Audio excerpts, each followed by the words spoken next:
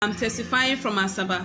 I'm here to thank God for what He has done in the life of my son. The journey of negativity over my son started when he was just a year and few months old. And one of those diagnoses that was made on him from UBTH was that he had hole in his heart. And according to the cardiologist, there was no way the hole will close on its own without them doing surgery on him.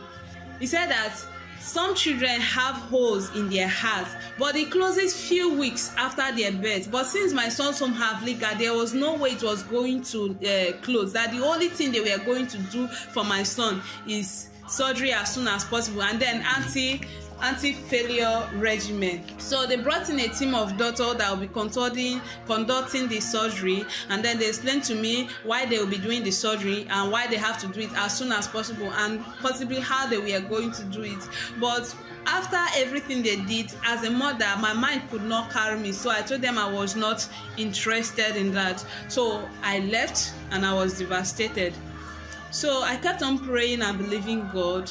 But as God may have it, in the month of March, a friend of mine came to encourage me, and then she shared the NSPPD link with me. Within me, I said, "This is not prayer. If I'm not praying at this moment, what else can I possibly do for my son?" Papa will always say, "Every hole in the heart, seal up by fire." The Lord is sealing up every hole in the heart. The Lord is sealing up every hole in the heart. The Lord is sealing up every hole in the heart. And I kept claiming. On November 2023, precisely, I just placed the communion on his chest as usual one day, and when I placed it, I was like, I couldn't even feel those obstruction I usually feel anytime I apply the communion.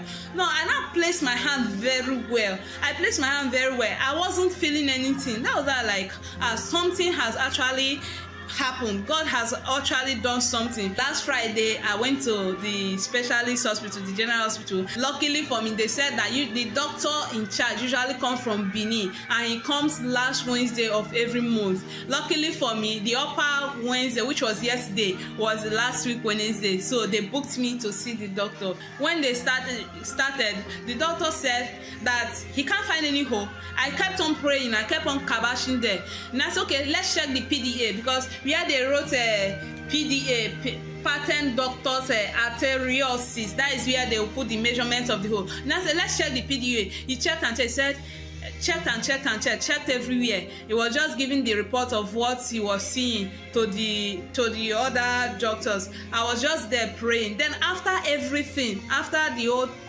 scan, one of them now told me, "Madam, there is no hole there." That was why I shouted, "Oh, what God cannot do does not exist."